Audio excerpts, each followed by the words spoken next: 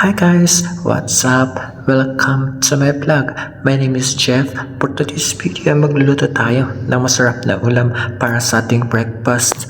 Masarap na sinigang na pampano, expensive fish guys.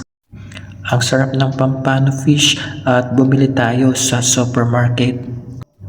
Magpakulo tayo ng water, mag-add ng maraming kamatis, sibuyas, maraming loya, kaunting bawang at 5 parasong green chili para medyo maanghang. Salt and pepper to taste, magic sarap at yung ating sinigang mix. Continue lang ang ating pagpapakulo hanggang manuot ang kanyang lasa or maging malinamnam ito. I-add natin ang ating fresh, masarap na pampano fish.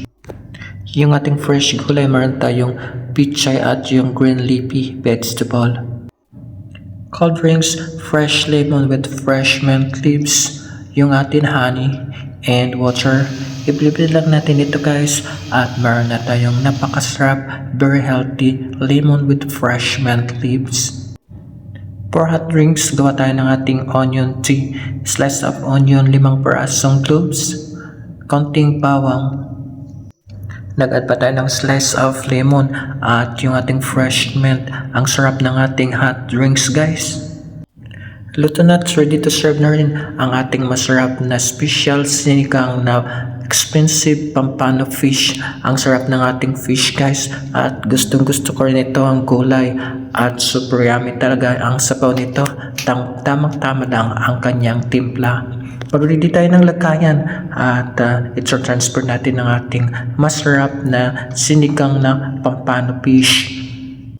Ready to serve, masarap na full breakfast for main dish, yung ating masarap na sinigang na pampano fish with fresh gulay.